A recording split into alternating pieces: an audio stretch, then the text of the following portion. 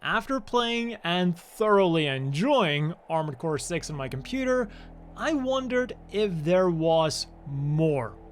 And by chance, I stumbled upon a very interesting looking Doujin video game that I had never heard about. Projectsix. And at 980 yen or 7 US, I figured, what do I have to lose? It turns out I lost a lot, but we'll get back to that. And while you can enjoy some of that footage of me getting my ass kicked, I need to point out two things to set your expectations. One, this is just the alpha version, so it's not even in beta yet. And two, most of the game is being developed by a single person. And believe me, you can very easily forget that while you're playing this game. Oh, and another important thing to mention is that even though this is a Japanese indie game, it does have a full and competent English version with only a few minor mistakes. And so, if you've played any Armored Core game, you'll feel right at home here. Starting with the customization, you can choose your mech's head, body, arms and legs, and then outfit it with a left arm weapon, right arm weapon, left backpack weapon, and right backpack weapon. At the moment, the options for each are rather limited, but there will be more in the final version of the game, and for the sake of this alpha version, there is already enough to have fun with like mixing and matching and creating some very different builds. Also, the 3 mechs that are available at the moment look amazing. I would totally buy a model kit of the Stilette.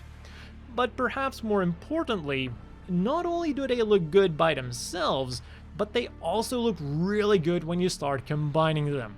And when you're all done, there's also a very in-depth color customization system, and you can further fine-tune your mech with extra options that'll give you more armor, more thrust, more ammo, faster reload times, extra energy, etc. On to the missions then. And of course, the first thing that drew my attention was the hard mission. This is the hard mode that no one was able to complete at Digigame Expo 2019. Always try to maintain speed in battle. I mean, I don't want to brag, but I did beat pre-nerf Baltius. Fuck! God damn it! I think this level is actually impossible. But it did allow us to marvel at the destruction physics of our mech, which is called an Icarus, by the way. And fortunately, the 7 other levels that are available are much more manageable. And they're also quite varied, really showing off what the game can become in the future.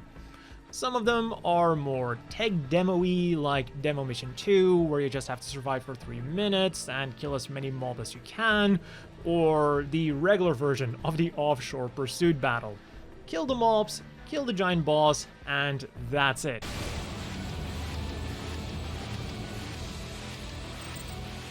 But you also have missions that feel like they're part of like the actual story of the game. In the tutorial, you're established as a brand new pilot/mercenary, you're called a Seeker, and you're accompanied by a veteran Seeker called Redcaster to help you get through the mission. And then in later missions, Redcaster will reappear as your operator. For example, in frontline base withdrawal support, where a base gets attacked and you have to kill the enemies in order for the personnel of the base to escape.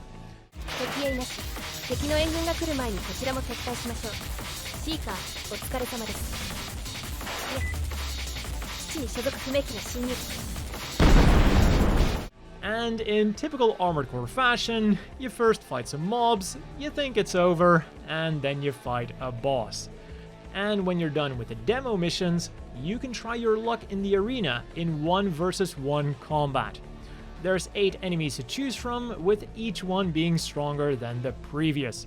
And just like the available missions, they go from very easy to normal to slightly hard to very hard. But unlike the hard mission that is available, there is no impossible challenge in the 1 versus 1 combat so far. So, while this does mean that there is a fair amount of varied things to play around with also varying levels of difficulty, if you're going to speedrun this thing, you can customize your mech in, let's say, 5 minutes. Finishing a mission takes a generous average of, let's say, again, 5 minutes. And let's say that each arena battle takes about a minute. So you can theoretically finish this alpha in roughly an hour. But just like the real Armored Core, time can very quickly add up when you're customizing and changing your Icarus, and you're most likely also not going to finish the harder missions in one go. And if you're hell-bent on beating the hard mission, I think you're gonna be putting in quite some time. This is the furthest that I managed to get.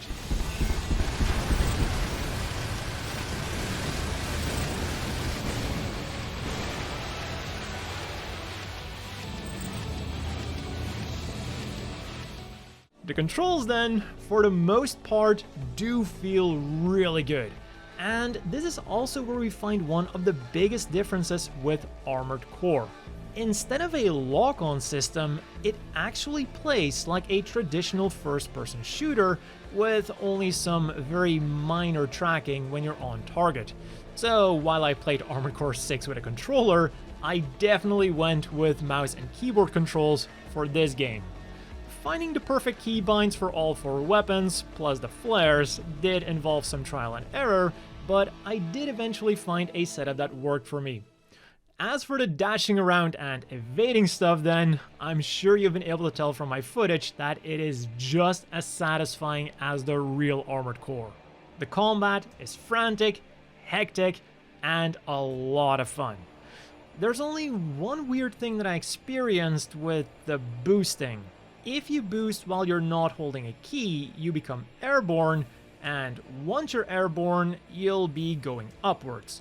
Very important when going up against other airborne units, but for some reason, I always felt like whenever I was underneath the enemies, I went up super slow, and once I was above them, I felt like I just skyrocketed past them and then bumped into the upper limit of the map.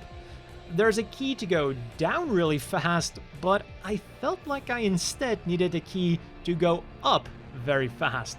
And another thing to keep in mind for my fellow keyboard and mouse users, I also noticed that during the more hectic missions where you're constantly dodging, boosting, and using your weapons, it does tend to wear on your left hand. But still, those minor nitpicks were nothing that hindered my overall enjoyment of the game.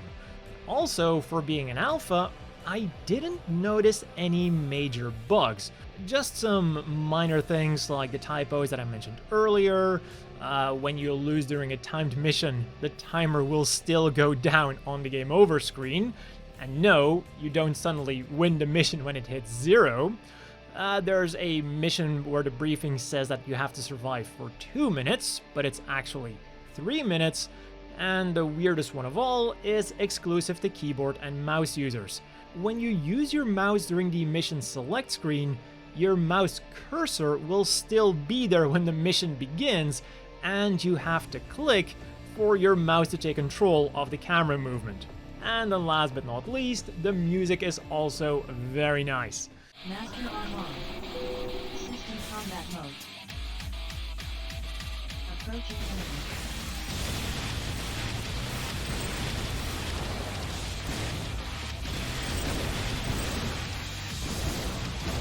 Approaching enemy.